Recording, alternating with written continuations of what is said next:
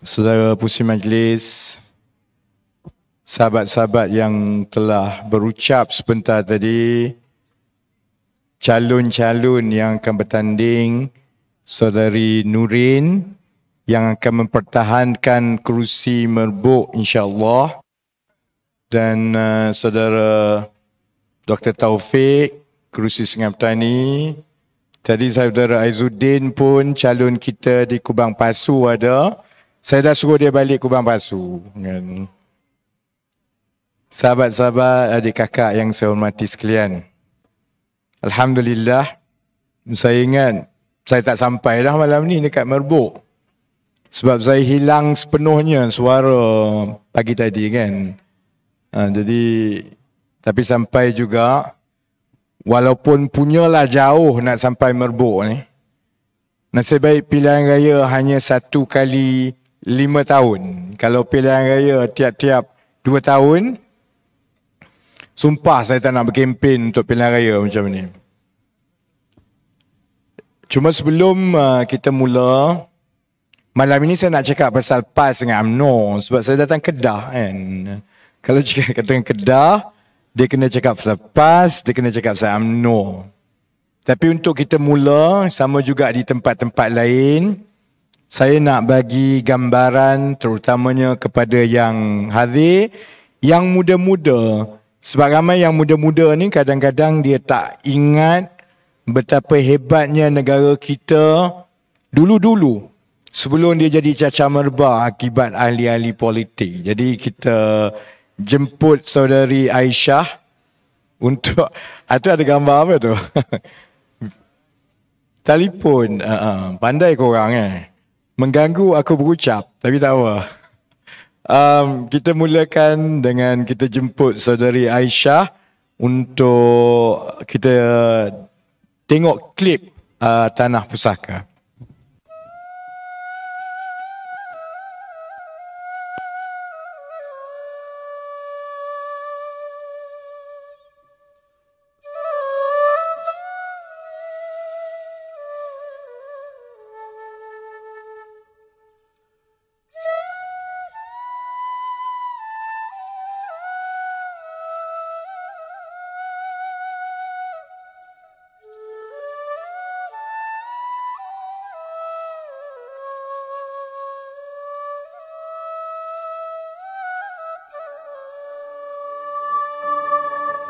Tanah pusaka bertua,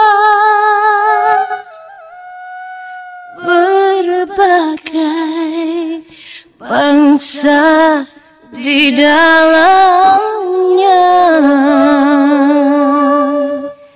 hidup aman dan bersama,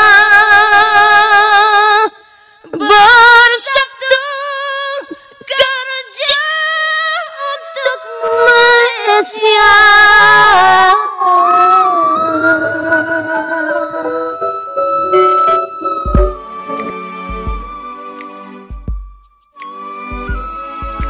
Sungguh gemilang negeriku yang ku puja, oh tanah airku.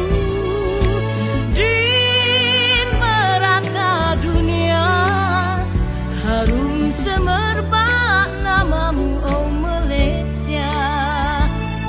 Aman, makmur, kaya raya, selama-lama hidup maju jaya. Kau tanahku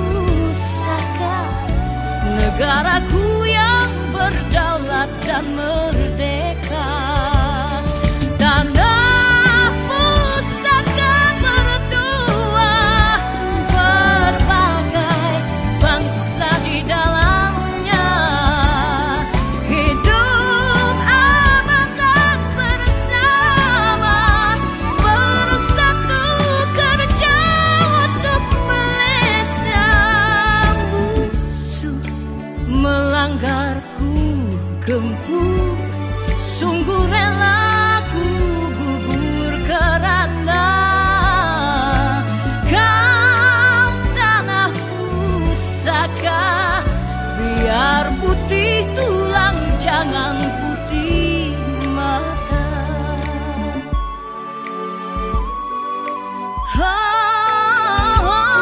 Tanah pusaka berdua berbagai bangsa di dalamnya.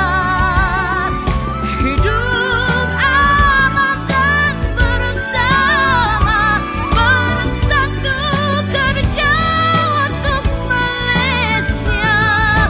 Musuh melanggarku gempur, sungguh rela ku gugur kerana kau tanah pusaka.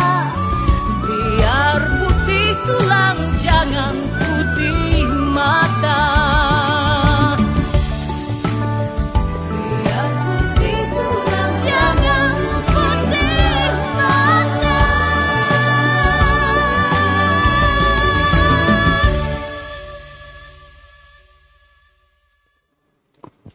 Terima kasih.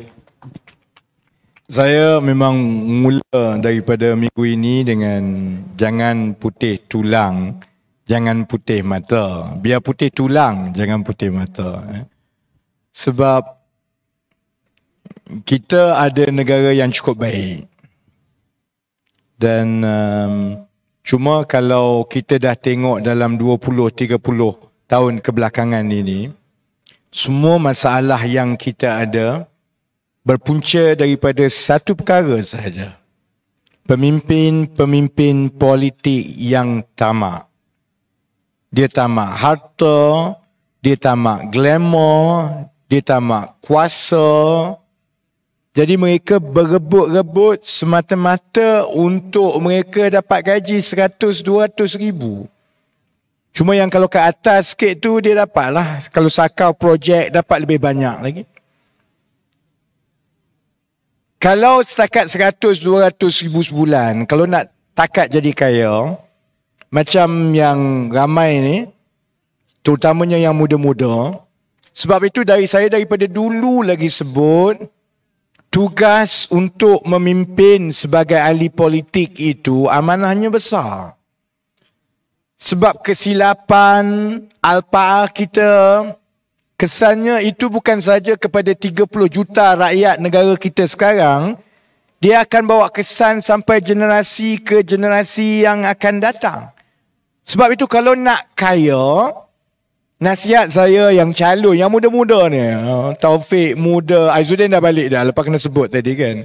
Nurin lebih kurang umur macam saya, 40 lebih nak masuk 50. Yang muda-muda, kalau kamu nak kaya, buat bisnes. Tak payah masuk politik. Sebab politik tu kalau setakat nak dapat 30, 40, 50 ribu sebulan, orang kampung kat Merbuk rasa banyak lah 40, 50 ribu sebulan. Tapi sebenarnya 40, 50 ribu sebulan itu tak padan dengan dosa dan beban yang kita akan tanggung sampai bila-bila apabila kita tak laksana tugas dengan baik. Sebab bukan saja orang tak suka kat bawah ni, bukan saja generasi akan datang yang seksa, dia lebih penting ialah negara yang orang bangga. Macam tanah pusaka yang Aisyah duk nyanyi tu. Lama-lama rakyat kita keseluruhannya pun dia dah hilang rasa bangga dengan negara kita. Itu sebab kita berkumpul malam ini. Saya tahu hujan, becak. Nasib baik ada kemah sikit kat tepi tu. Saya pun datang daripada Kuala Lumpur. Dalam perjalanan tadi saya kata aku serik dah nak datang Merbuk ni. 5 jam lebih dengan hujan dia semua nak keluar jam KL. Sampai kat sini berucap 1 jam. Balik semula 5 jam lebih. Habis subuh 7. Tidur 1 jam, pukul 8 bangun balik untuk kempen buat kerja. Untuk 3-4 bulan yang lepas dan terutamanya 1 bulan ni. Kalau saudara-saudari tanya saya serik. Memang tak nak, tak larat. Dengan hilang suara, demam dan macam-macam. Tapi saya ingat, saya lah paling kurang bagi saya. Sebab saya tak tengok yang politik ni soal kuasa, soal duit. Dia sebenarnya soal pahala, dosa pahala. orang yang masuk politik, kalau niat kita betul, kalau kita betul-betul nak buat kerja, kita sedar segala kesilapan dan kelemahan kita, yang itu kita minta dengan Allah lah, supaya Allah permudahkan untuk kita. Tapi niat kita masuk politik untuk membantu. Kita ada sedikit kelebihan daripada orang lain. Kita mungkin ada kepakaran dalam bidang yang ahli politik tak lain tak tahu. Kita mungkin boleh berucap lebih sikit. Kita mungkin tahu perkara-perkara di kampung yang orang lain tak tahu. Dengan menyertai politik, insya-Allah kita boleh bantu. Bukan sebab masuk politik, sebab nak buat wang. Sebab tu hari ni saya lambat, saya tak sempat tukar baju. Saya lambat sebab saya tak sedar lamanya nak sampai ke Merbuk ni. Aku dulu duk fikir-fikir, Merbuk ni kalau pecut 3 jam setengah 4 jam dah sampainya. Rupanya dia nak masuk 5 jam sebab dengan hujan, dengan jam semua dah. Dia tak sempat baju sebab hari ni saya kena mengisytiharkan harta. Semua kena paksa isytiharkan harta. Sebab tu kalau adik kakak yang di luar kena faham kenapa ramai orang politik tak suka dengan saya. Sebab saya macam guru disiplin.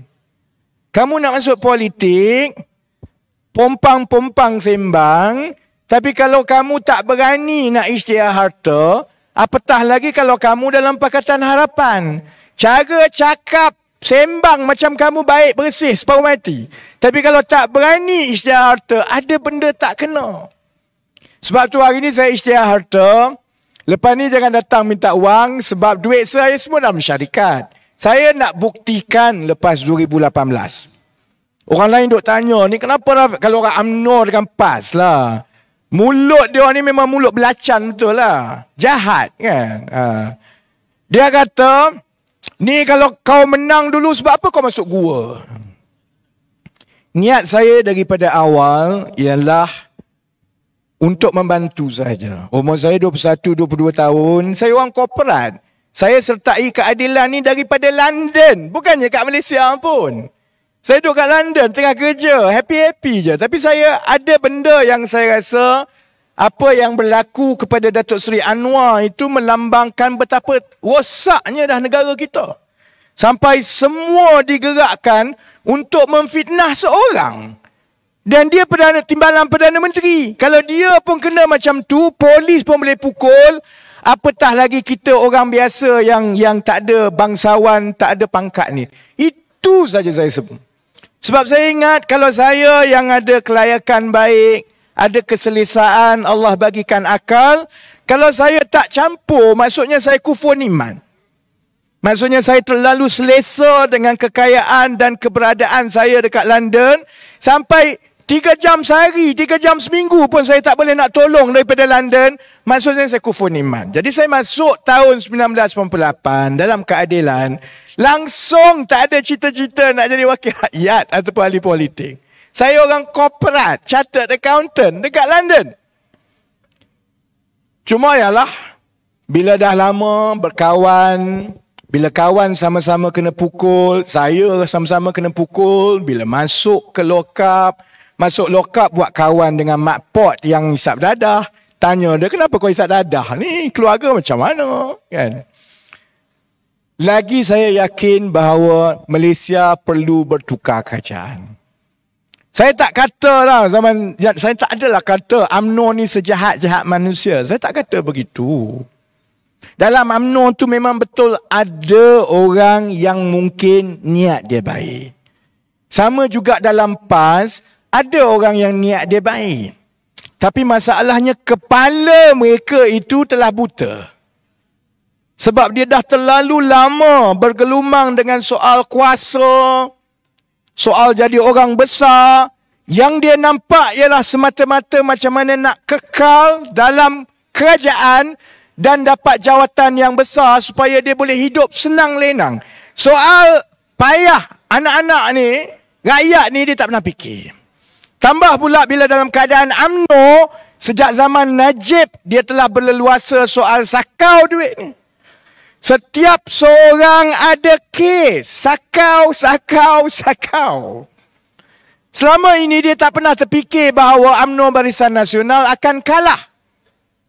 Bila berlaku tahun 2018, Dia memang jadi macam cacing kepanasan. Sebab dia fikir, kalau aku tak lakukan sesuatu, giliran aku pula jadi dommate kepada Najib dekat Hotel Kajang. Najib mungkin dapat, dia jadi macam ketua hostel. Katil dia besar sikit. Mungkin ada tempat duduk sikit. Siapa yang masuk lambat sikit tu, dia duduk dapat bilik sel yang makin teruk dan makin teruk dan makin teruk. Jadi, sejak 2018, kegilaan dia bukan lagi pasal soal rakyat, saudara-saudara. Kegilaannya ialah, bukan kalau dulu, sebelum 2018, kegilaan ialah untuk mengumpul harta seberapa banyak untuk sakau. Selepas 2018, kegilaan ialah untuk pastikan tidak ke penjara.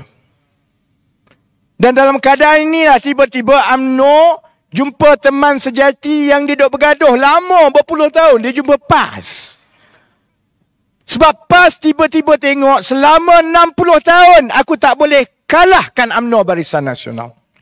Buat macam mana pun paling hebat boleh menang dekat Kelantan, menang dekat Terengganu dengan dekat Kedah ni. Hanya apabila bergabung dengan PKR dan DAP. Tahun 1999 bergabung. Di Kedah tahun 2008 bergabung. Di Terengganu menang 2018 akibat gelombang yang dibawa oleh Pakatan Harapan masa itu. Jadi PAS fikir ini peluang kita untuk merasa. Kalau UMNO ni kuat, kita tak merasa. Baik, saya akan balik kepada cerita-cerita itulah. Tapi saya nak balik semula. Sebelum itu saya jangan, supaya tidak terlepas, saya nak beritahu kepada yang muda-muda. Kalau nak kaya, jangan masuk politik. Kalau nak kaya, jangan kerja kerajaan. Kalau nak kaya, jangan kerja JLC. Kerja Petronas pun jangan. Tak boleh buat duit, saudara-saudari. Nak kaya, buat bisnes. Sebab itu saya lepas tahun 2018, memang niat saya daripada awal ialah membantu untuk menukar kerajaan Malaysia buat kali pertama secara demokratik. Sebab daripada saya kecil, muda lagi orang kata mustahil boleh kalahkan UMNO Barisan Nasional. Kalau yang pengundi-pengundi Cina yang bukan Melayu sebelum tahun 2018, semua takut. Semua beritahu, kalau bertukar kerajaan ni akan ada pertumpahan darah. UMNO takkan benarkan dia, kita akan huru-hara. Sebab kami dulu zaman reformasi tahun 1999 dah melalui. Bila orang Melayu semua menyokong pembangkang, PKR dan PAS masa itu, UMNO dan MCA gunakan untuk takut-takutkan orang Cina dan India. Kalau bertukar kerajaan, orang Cina kena bunuh. Sebab itu tahun 1999 Mahathir kekal. Jadi saya dah faham bahawa kita mesti melangkaui kebimbangan emosi bukan saja yang Melayu tetapi juga yang Cina dan India, bahawa negara kita boleh melalui perubahan demokratik secara aman. Jadi bila menang 2018, kita dah buktikan saudara-saudari, adik kakak, bahawa Malaysia menjadi satu-satunya negara yang selepas dijajah kemudian berada di bawah satu kerajaan yang berkuasa selama lebih 60 tahun, berlaku pertukaran secara demokratik dan cukup aman. Tidak ada satu titik darah pun yang jatuh. Maknanya daripada 2018 lagi kita dah buktikan kita boleh, saudara-saudari, kalau kita nak buat. Kalau rakyat datang bersama, kita boleh. Jangan bimbang. Sebab itu bila dah habis 2018, saya pun selesai lah. Orang yang jadi menteri lah. Saya tak ambil pot. Sebab bagi saya apalah sangat gaji 30,000 sebulan, tapi kena maki dengan rakyat tiap-tiap hari. Saya fikir lain sikit, tak macam orang lain. Tak tahu, Labang Ed takut nak jadi menteri besar. Tak berbaloi. Tak berbaloi. Kalau nak hidup senang, buat bisnes. Tak ada orang kacau kita. Tak ada orang nak maki. Tak ada nak kena jawab WhatsApp. Tak ada nak kena jawab Twitter. Senang. Jadi masa itulah saya kata tak apa, saya pun tak bersetuju dengan hala tuju kerajaan PH masa itu. Daripada awal lagi saya kata tumpuan kerajaan PH. Memang betul yang salah adalah Tun Mahathir dengan Tan Sri Muhyiddin. Sebab bila selepas keputusan 2018, tengok keputusannya, PKR jadi parti yang paling besar dalam kerajaan. Kemudian di AP.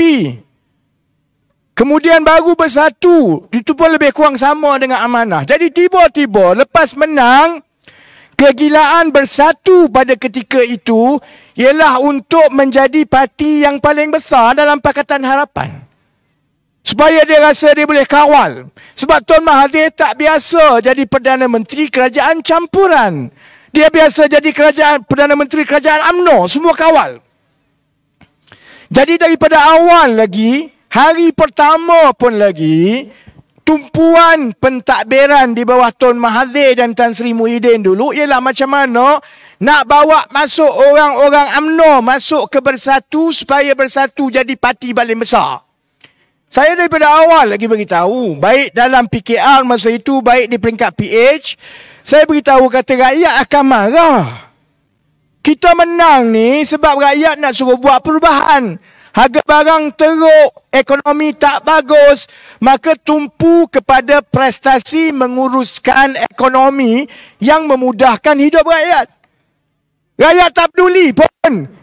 PKR besar ke, Amanah kecil ke, Bersatu, dia tak peduli. Dia fikir hidup dia susah.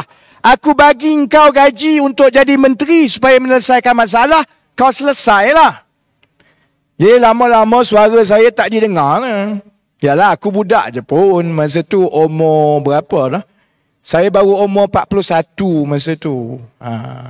Jadi siapalah sangat nak dengar kan? Saya dah bagi amaran bukan saja dalam pakatan tetapi juga kepada rakyat Malaysia. 6-7 bulan pertama setiap kali saya bagi amaran dalam PH dan juga di luar, berbakul-bakul saya kena maki. Yang duduk kat depan pun banyak yang maki aku dulu. Masa PH menang dulu. Bukan saya tak lupa. Berbakul-bakul. Sebab budaya kita ni feudal. Dia tak suka orang yang bersuara. Tambah kalau kita muda, dia tak suka. Dia nak orang muda ni jadi kuli batak. Buat kerja engkau lah. Susun kursi engkau lah. Masuk lokap pun engkau lah. Bila jadi menteri, dia nak bolak semua yang muda duduk kat tepi. Itu perangai kita. Perangai orang Melayu, saudara-saudari. Perangai orang Cina juga pun macam tu juga kat Malaysia ni. Bukan Melayu je. India pun sama macam tu. Sebab tu saya tengok, lantak korang lah. Aku dah kata korang akan teruk lepas ni. Populariti jatuh menjunam. Saya tengok kawan-kawan menteri daripada PKR pun, daripada DAP pun, daripada Amanah pun. Banyak sangat duk takut dekat Tun ni. Tun kenyik sikit je, 5 hari duk cerita. Tun panggil saya untuk bentang ni. Aku dalam hati kata, ya Allah. Engkau juga dulu yang berbakul-bakul maki Tun Mahathir. Sekarang mentang-mentang dia Perdana Menteri, engkau jakun. Tun Mahathir panggil ni, terus macam benda terhebat. Kerja tu tak ke mana lagi sangat pun. Jadi akhirnya orang tak suka teguran saya. Yang saya cakap, mudah untuk orang-orang dalam PKR, dalam DAP, dalam Amanah masa itu cakap, rakyat biasa pun, mentang-mentang kau tak jadi menteri, kau dengki. Sebab tu saya kata, tak apa ikut suka korang. Saya ada syarikat saya sendiri. Jadi saya tumpu bina syarikat saya. Orang tak faham, buat apalah kau sibuk susah payah bina syarikat semua ni. Kat Malaysia ni kalau nak jadi kaya, kena ada projek. Dia kata. Engkau ni UMNO pun tak suka, PAS pun tak suka, PKR pun tak suka, Bersatu lagi tak suka dengan kau. Macam mana kau nak buat bisnes? Saya awal-awal ni kata buat bisnes, jangan cari bisnes yang melibatkan kontrak kerajaan. Mampus kau. Satu, kalau kau tak rasuah, kau tak dapat. Kedua, kalau kau dapat pun, mampus kau nak dapat bayaran. Lambat gila. Mati dulu. Jadi sebab itu saya bina syarikat yang orang Malaysia tak faham sangat pun. Sebab dia melibatkan sains data, dia melibatkan perkara-perkara teknologi. Yang orang tak sedar begini. syarikat teknologi ni dia berdasarkan nilaian. Dia tengok kepada produk yang kita ada dan kepakaran kita. Pelabur akan tengok unjuran dalam 10, 15, 20 tahun lagi ke mana syarikat ni akan pergi. Kemudian pelabur akan masuk untuk melabur dan menyuntik dana ke dalam syarikat.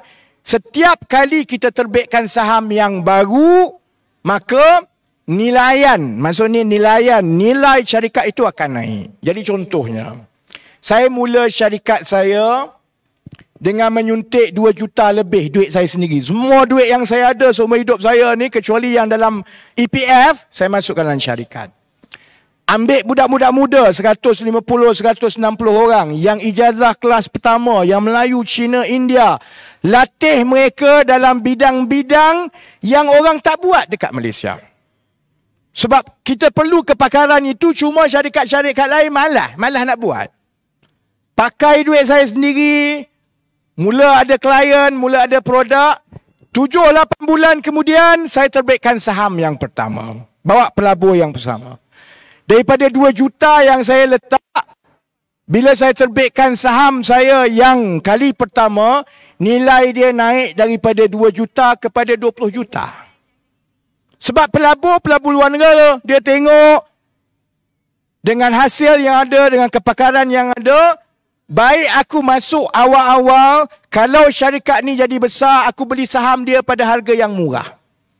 Jadi 20 juta. Maksudnya, harga saham saya daripada RM1 awal-awal satu saham. Dalam tempoh 6-7 bulan, dia jadi RM8-9. Kemudian 1 tahun kemudian, kita terbit lagi saham daripada 20 juta nilaian syarikat, dia jadi 50 juta. Saham saya yang tadi RM8, mula-mula saya letak 2 juta lebih, nilaian RM1 harga satu saham. Kemudian nilaian RM9 harga satu saham. Kali ketiga dia dah jadi RM16 satu saham. Dalam tempoh 1 tahun lebih, walaupun atas kertas, saya dah buat wang daripada 2 juta yang awal saya bubuh, dia dah jadi dekat 30-40 juta.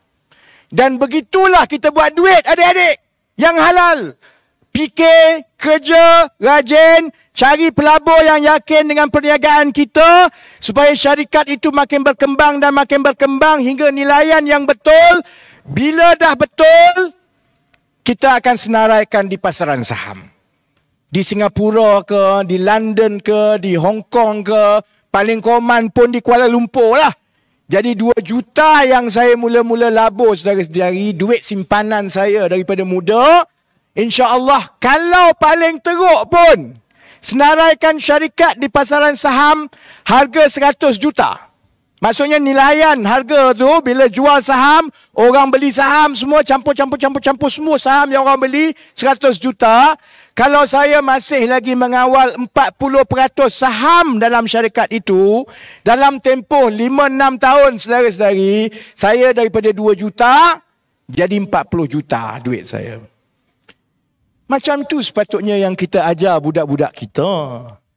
Sebab itu masa orang tanya, kenapa kamu tidak masuk politik? Kenapa kamu tidak berebut? Kenapa kamu tak ambil pot? Sebab saya rasa cerdik saya lagi lah daripada yang berebut jadi menteri tu. Sebab lepas 6-7 tahun saya kerja, lepak-lepak. Nurin tahu saya kat mana kat office. Kadang-kadang saya duduk lepak atas bumbung je. Tengok kiri, tengok kanan, bercakap dengan burung. Tak payah bimbang pasal apa-apa. 6-7 tahun. Maksudnya kalau harta saya, saham saya apabila diapungkan, disenaraikan jadi 50 juta. Maksudnya nilai harta saya kembangkan. Gaji saya lebih kurang 10 juta sebulan. Sebab tu saya beritahu yang muda-muda, yang cerdik-cerdik ni. Tak payahlah kamu duk cium tangan untuk jadi CEO JLC. Untuk jadi pegawai-pegawai kerajaan yang besar-besar. Untuk jadi ahli-ahli politik menteri. Asalkan kamu pandai, kamu rajin, kamu usaha dan kamu betul-betul tumpu, Allah Maha Adil. InsyaAllah kamu dapat. Yakin benda itu, saudara-saudara. Saya mula dengan yang itu. Sebab saya nak tunjukkan, itulah gambaran negara yang kita nak wariskan kepada anak-anak dan adik-adik kita. Saya tak nak wariskan negara ini di kalangan ahli-ahli politik, parti-parti yang makin banyak ni, makin banyak politik ni. Berebut-rebut, sedangkan negara makin ke laut, dia duk berebut ke atas.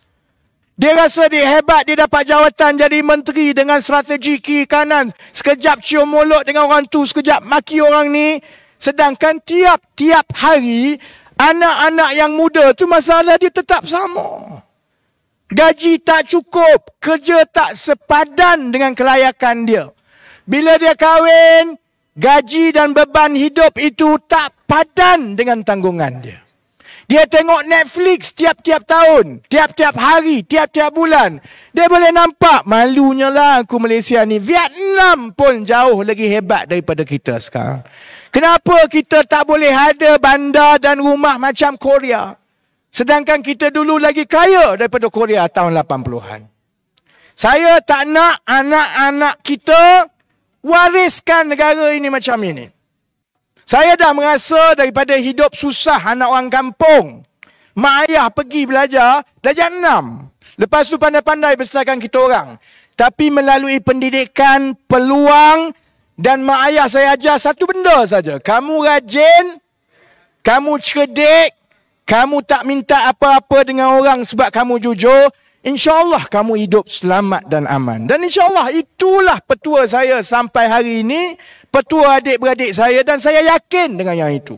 Bila saya berada di tempat pimpinan sekarang, sudah tentu saya nak wariskan negara ini dalam keadaan yang sama supaya adik-adik, anak kita pun boleh ada rasa yakin yang sama. Tak perlu curi duit. Tak perlu bodek. Tak perlu malu untuk kerja kuat. Tak payah ada kabel. Kamu cerdik, kamu pandai. InsyaAllah kita akan melahirkan jutawan demi jutawan demi jutawan dari kalangan anak-anak kita. Supaya bila dia dah kaya dan ada perniagaan yang baik, dia pula melahirkan peluang-peluang pekerjaan kepada adik-adik dan anak-anak di kawasan sekitar dia. Saudara-saudari, itu ilmu ekonomi Islam. Bukan saya kata, perkara itu ditulis oleh Ibn Khaldun lebih kurang 1000 tahun yang lepas. Bahawa untuk memakmurkan satu masyarakat, kerajaan jangan cukai terlalu banyak. Kerana kalau cukai terlalu banyak, ia mengambil wang daripada golongan peniaga. Kerana golongan peniaga ini adalah nadi masyarakat. Yang kita nak ialah melahirkan peniaga yang jujur, yang rajin, yang berkebajikan. Supaya dengan kekayaan dia, dia boleh wujudkan peluang pekerjaan dan macam-macam untuk masyarakat setempat. Baik. Itu cita-cita yang PKR ada. Itu gambaran masa depan untuk anak-anak dan adik-adik muda kita. Ni nak masuk pilihan raya ni. Saya duk tunggu juga. Apa sebenarnya gambaran yang kita akan dapat daripada UMNO Barisan Nasional dan BN-PN. PN ni PAS dengan Bersatu nak buat apa? UMNO Barisan Nasional nak buat apa? Setiap hari tawaran jalan yang ditawarkan oleh Pakatan Harapan makin jelas dan makin jelas. Yang kita nampak daripada UMNO Barisan Nasional dan PN Bersatu dan yang sekarang ni GTA, makin lama makin kelabu-kelabu. Tak? Okey, baik. Kita bandingkan satu demi satu demi satu. Ni nak masuk pilihan raya. Dia tak boleh saya nak tawarkan saja gambaran visi yang kita ada untuk negara. Saya nak bantu saudara-saudari dan adik kakak yang mendengar, tolong bandingkan pula dengan apa yang kita dah dapat dengar, nampak daripada UMNO BN, daripada PN PAS dan juga daripada GTA Pejuang. Baik, ya? PKRPH, apa yang kita dah tahu? Perdana Menteri ialah saudara Anwar Ibrahim. Jelas tidak ada sebarang ragu-ragu. Kalau menang, InsyaAllah Perdana Menteri Saudara Anwar Ibrahim, rekod pentadbiran dia 16 tahun dalam kerajaan. Dia menjadi Menteri Kewangan yang terbaik di Asia semasa dia jadi Menteri Kewangan dulu. Rakyat Malaysia dah tahu dia masuk penjara sebab dia lawan Tun Mahathir masa itu soal kroni. Tapi kerajaan UMNO Barisan Nasional tak boleh jawab soal kroni. Dikala rakyat susah macam itu, mudah untuk fitnah dia, pukul dia, bubuh dalam penjara.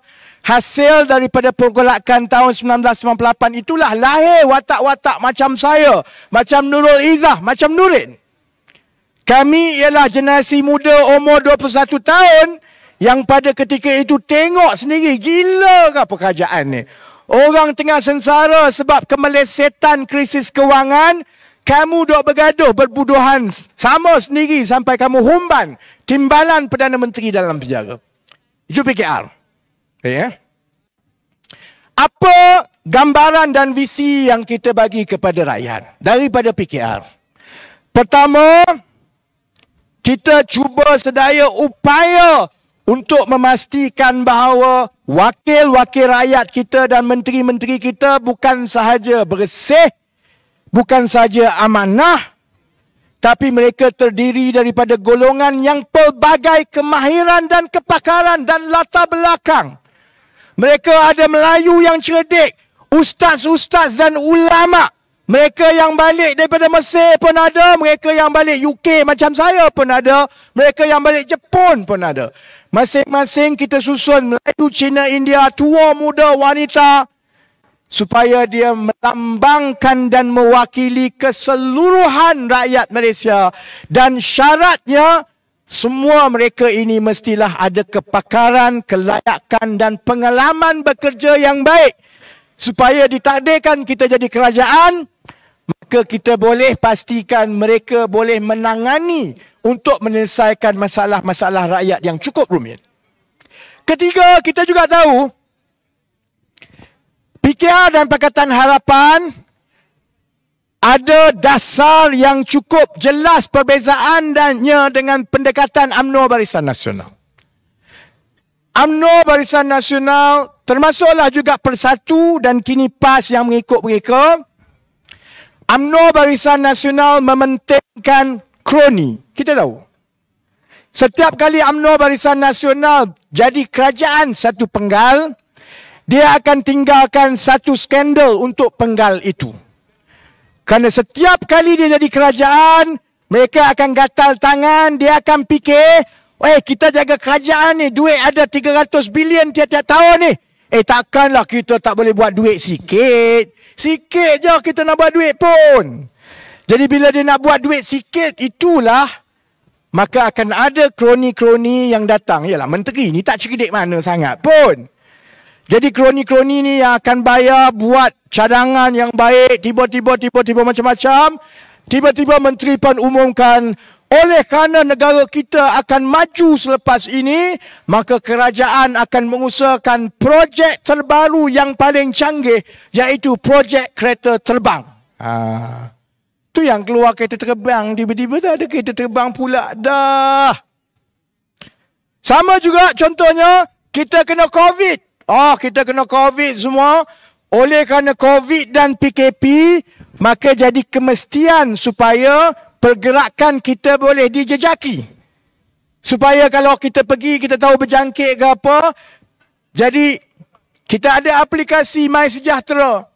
Aplikasi MySejahtera dah orang pakai ramai-ramai, puluh-puluh juta pakai. Mesti ada seorang kroni, dua orang kroni yang datang idea macam mana nak buat duit. Itu yang tiba-tiba diumumkan. Maka tiba-tiba MySejahtera lepas ini akan melalui proses penswastaan dan konsesi, yang mana ada syarikat yang dibenarkan untuk mengendalikan MySejahtera dengan tujuan untuk dapat akses ataupun dapat mencapai maklumat peribadi kita berhubung latar belakang kita, kesihatan kita, kewangan kita. Sebab geng kroni tu yakin kalau mereka boleh dapat MySejahtera, Dia boleh buat duit yang berganda-ganda lagi kerana bukan saja dia boleh jual maklumat-maklumat itu dan buat macam-macam. Kerajaan pula dah kena bayar kat dia tiap-tiap tahun puluh-puluh juta. Skandal lagi. Dalam masa kita duk kena tangkap, kena orang kata kena kurung, dia ada je peluang. Itu UMNO Barisan Nasional. Sebab itu daripada 1 tahun ke 1 tahun, untuk yang muda-muda mungkin dia tak rasa sangat. Saya yang tua ni aku letih dah. Lepas satu skandal ke satu skandal. Daripada NFC pasal lembu, Bestari Net untuk bagi internet kepada sekolah-sekolah. Yang itu pun dia sakau. Bayar tapi internet tak elok. Ada yang tak sampai pun. Sepatutnya pendapatan daripada letak telco tower, sepatutnya sampai kat sekolah. Lalah dia tak bagi kat sekolah pun dia sakau kat geng-geng dia juga. Bestari Net, tak percaya tanya Muhyiddin. Pun dah kena. Kemudian 1MDB pun dah kena. Kemudian yang terbaru ni LCS, Meriam pun dah kena. Jadi kalau saudara-saudari adik kakak tahu tawaran UMNO Barisan Nasional, tawaran dia ialah jom sakau lagi.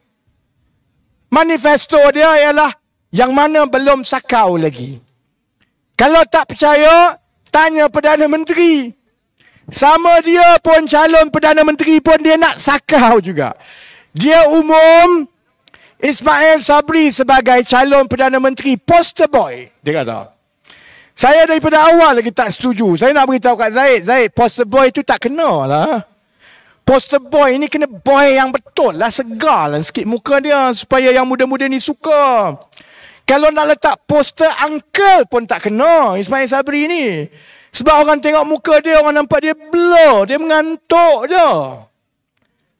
Tapi dia umum kat semua orang, kalau BN menang, maka Ismail Sabri jadi Perdana Menteri. Tak sampai 2 minggu, saudara-saudari, kita semua pernah melalui pengalaman kena scam ni tau.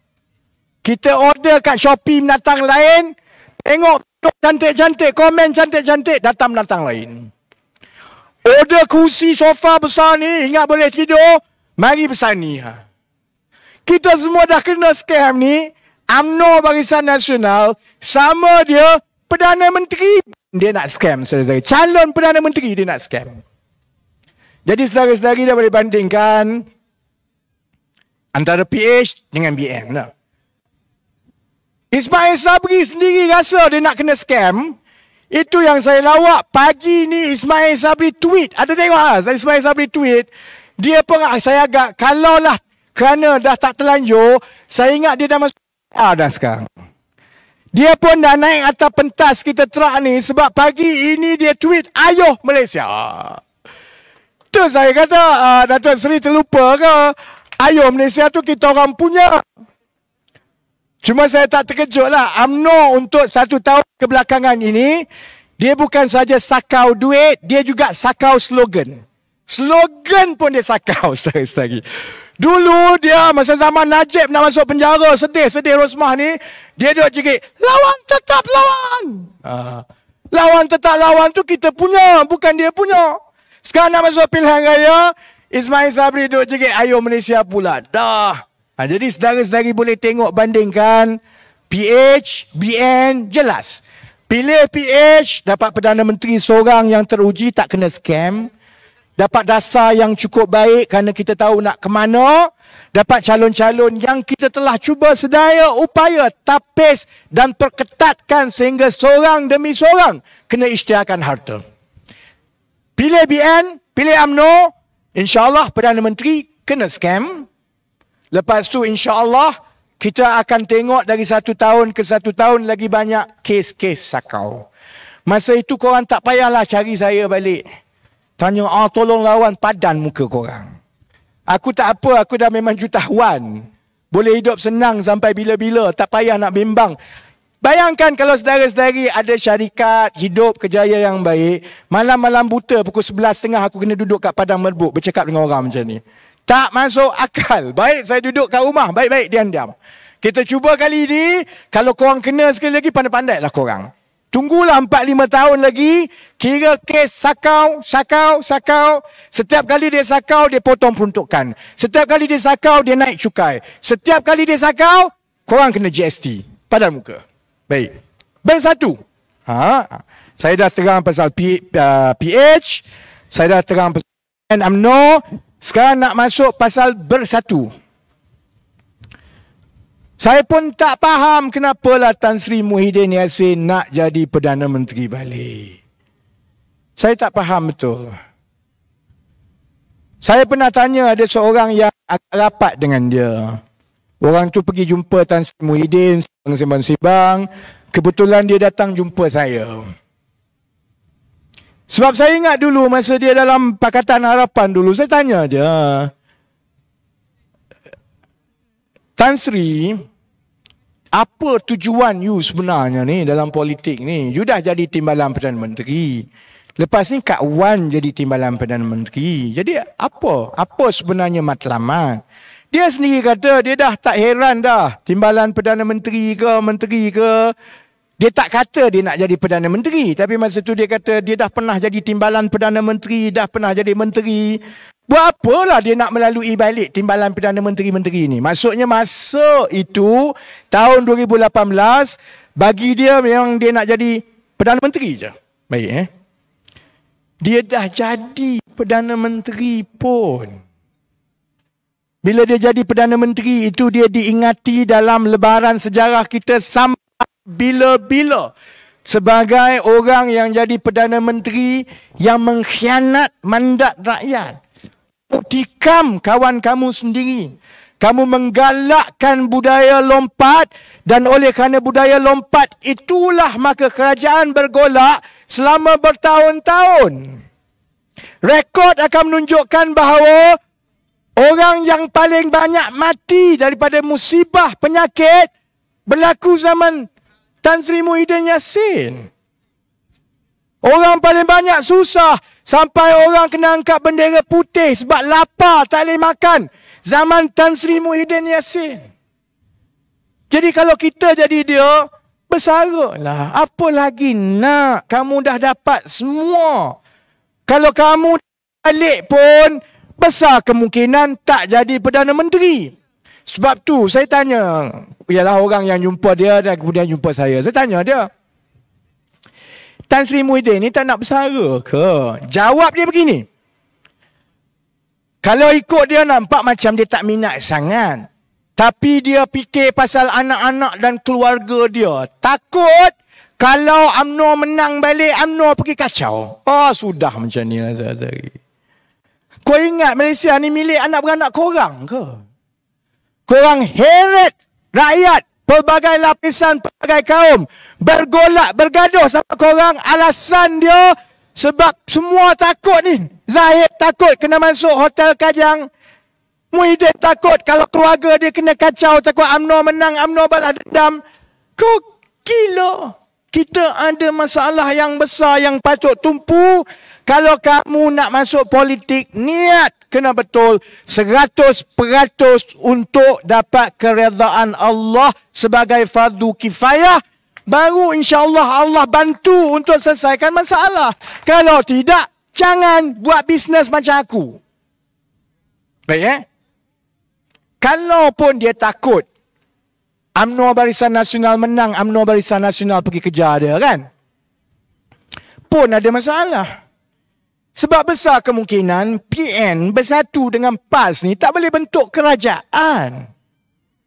Tidak ada tanda-tanda PN akan dapat lebih daripada 20 ke 25 kerusi parlimen di seluruh Malaysia. Itu pun bukan kerusi-kerusi bersatu, itu kerusi-kerusi PAS. PAS akan menang sebahagian di Kelantan, di Terengganu, di Kedah, mungkin sedikit di Perak. Bersatu kalau lepas pun mungkin 1 kursi, 2 kursi saja di seluruh negeri lain. Kalau boleh menang pun mungkin Larut, mungkin dia boleh menang. Paguh, mungkin Muhyiddin boleh menang lagi. Azmin Ali akan kena sembelih dekat Gombak sedari-sedari. Tak ada. Jadi Tan Sri Muhyiddin,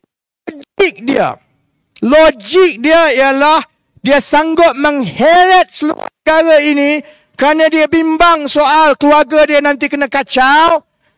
Memang kena kacau lah lepas ini, sebab kalau kerana kamu, akibat kamu UMNO Barisan Nasional menang dan kamu sebagai PN dengan PAS dan Bersatu tak nampak gaya boleh dapat lebih daripada 25 kursi, maka kalau UMNO Barisan Nasional menang, UMNO Barisan Nasional akan pergi cari Bersatu dulu, bukan PKR, DAP, Amanah, saudara-saudara. Kami tak kejar, kami tak kacau UMNO ni. Kecuali dia sakau duit. Yang itu aku kejar lah. Tapi nak marah macam mana, dah memang kau sakau duit. Tapi kalau Bersatu ini dendam kesumat UMNO, cukup dalam kalau Bersatu dan PN tak menang buat kerajaan, memang UMNO akan pergi kejar seorang-seorang. Jadi, pun tak jadi juga. PAS. Kamu nak ke mana lepas ini? Dari gayanya nampak macam PN tidak akan dapat lebih daripada 25 kursi. Memang betul, PAS ada kemungkinan boleh dapat lebih tinggi kursi daripada 18 yang dia ada sekarang. Tapi bukanlah sampai dia boleh menang sampai 40, 50 sampai membentuk kerajaan. Tak boleh. PN masih akan menjadi blok ketiga yang paling kecil berbanding dengan PH dengan BN. Kau nak buat macam mana? Dengan UMNO kamu dah berapa kali rujuk, dah talak 5 dah ni. Mula mengorat, lepas tu bertunang, lepas tu kahwin. Kahwin cerai, talak 1. Kahwin cerai, talak 2. Kahwin cerai, talak 3. Talak 3 pun dia lupa-lupa. Dia dah talak 3. Dia pun kata, tak apa, kita kahwin lagi. Cerai lagi. Sebenarnya talak 4. Dia ingat masih lagi talak 3. Dan lepas ni, macam mana? Kamu akan tinggalkan Bersatu. Bersatu akan tengah-ngah sebab Bersatu mungkin tinggal 3-4 kursi. Pak kata, kita tak boleh dah dengan Bersatu ni. Kalah dah kita. Kita kena cari macam mana pun demi perpaduan Melayu. Kita kena bersama dengan UMNO. UMNO ludah ke? UMNO sepak ke? UMNO hina ke? Tak ada dah. Demi supaya watak-watak seperti Haji Adi dapat gaji 80,000 sebulan. Umur dah dekat 80 tahun. Pergi parlimen pun tak mampu. Daripada zaman saya parlimen pun lagi. Dia tak mampu pergi parlimen. Saudara-saudara. Duduk kat parlimen. Tak bercakap. Tegur orang pun tidak. Dia nak jadi wakil rakyat buat apa lagi? Hanya sekadar RM80,000 sebulan. Hanya supaya dia rasa dia hebat. Boleh mencatur. Kau dapat ini, kau dapat ini. Cukup lah bagi ke orang lain lah dalam PAS tu. Jadi PAS nak ke mana? Jam juga PAS. Baik Yang terakhir, gerakan ini apa? Gerakan tanah air. Saya nyaris jatuh kursi hari ni. Saya ingat Tun Mahathir ni selalunya saya hormat kepintaran dia. Saya dengan Tun Mahathir ni ada benda yang kami memang selalu bercakaran. Tapi ada juga benda yang perangai dia tu macam saya. Dia suka membaca, saya suka. Dia mulut kasar, aku pun mulut kasar. Jadi kadang-kadang saya ada grudging respect. Hormatlah juga kat Tun Mahathir ni. Kecuali hari ini pengumuman daripada GTA, aku jatuh kursi. Hari ini GTA, Datuk Ibrahim Ali mengatakan bahawa Tun Mahathir ni dah tua. Jadi bila kita masuk pilihan raya ni, bukanlah kita nak letak Tun Mahathir jadi Perdana Menteri. Saya pun boleh jadi calon Perdana Menteri. Ibrahim Ali. Kalau Ibrahim Ali jadi Perdana Menteri, saya akan berpindah keluar daripada Malaysia. Aku pergi balik kat UK dekat London. Aku dah duduk dengan Mat Saleh balik lah. Buat bisnes kat sana lah. Kau gila Ibrahim Ali jadi Perdana Menteri. Tapi nasib baiklah Ibrahim Ali takkan jadi Perdana Menteri. Jangan bimbang lah. Ibrahim Ali takkan jadi Perdana Menteri. Tapi gila ke apa tawaran semata-mata kerana setiap satu parti ni yang BN ada soal Zahid tak nak masuk penjara. PN ada soal Muhyiddin kata nanti dia kacau keluarga-keluarga dia semua. Tun Mahathir aku pun tak tahu apa. Kan Najib dah masuk penjara Tun. Berehatlah. Gaya-gaya kamu buat kacau macam ni tiba-tiba Ibrahim Ali pun bercita-cita, boleh aku jadi Perdana Menteri ni, kan? Jadi sebab itu saudara-saudari, macam saya sebut tadi, terutamanya kepada yang muda-muda, saya faham agaknya kalau saya umur 20-an, 19 tahun, mengundi buat kali pertama, tak pernah mengundi. Aku tengok ke atas ni, aku kata dia orang ni gila ke apa? Bilalah semua ni, dia orang ni nak bersara. Tak faham ke masalah aku kat bawah ni? Aku peduli apa soal korang ke atas tu? Aku nak tahu korang boleh selesaikan masalah aku ke tidak. Aku nak masuk universiti ni, kau nak tolong ke tidak? Kalau aku ambil PTPTN, bayar hutang sampai puluh-puluh ribu, nanti bila aku keluar, nanti aku akan dapat kerja ke? Ataupun aku keluar menganggur, hutang berpuluh-puluh ribu, aku kena jual goreng pisang tepi jalan. Kalau aku tahu aku nak kena jual goreng pisang tepi jalan, aku tak adalah masuk universiti awal-awal. Aku goreng pisang awal-awal lah. Umur 28-29 tahun dah ada 20 gerai goreng pisang. Dah kaya lah. Kesian kat budak-budak ni. Jadi saya faham kalau yang bawah ini dia tengok ke atas ni, dia kata, punyalah caca merbau orang tua ni. Sebab itu saya minta, yang muda boleh nampak. Yang berumur 30-40 tahun macam kita, yang 50 tahun ini, kita ada tanggungjawab supaya kita tidak meneruskan kesilapan demi kesilapan yang telah berlaku. Kalau ini berterusan, kita kena maki dalam kubur nanti. Saya tak apa, saya boleh cakap besar, saya rasa lega. Kalau apa pun jadi kat Malaysia selepas ini, saya rasa insya-Allah saya dah buat tanggungjawab dan amanah saya. Saya tak ada keperluan untuk buat semua ni. Tapi tak apa, fardu kifayah. Kita cuba. Kalau saya tak dapat, insya-Allah ada anak-anak muda lain yang akan dapat sumber inspirasi, dia sambung. Dia pula sambung. InsyaAllah saya dah buat tanggungjawab saya.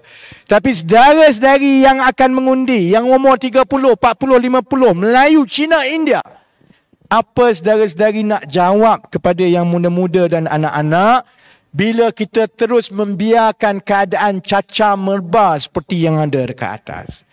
Jadi gunakan yang terbaik.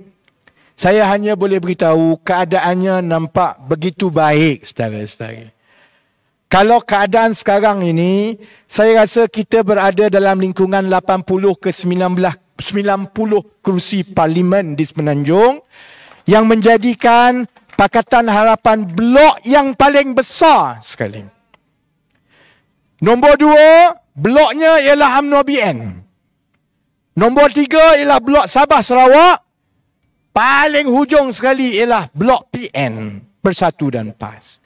Jadi pengundi atas pagar kena fikir, kalau kamu bagi undi kepada BN dan PN, kamu menghabiskan boreh saja. Seronok tepuk tangan, ada 10-20 orang wakil parlimen daripada BN dan PN, tapi dia tidak boleh mengubah apa-apa kerana BN dan PN tak boleh jadi blok yang boleh membentuk kerajaan.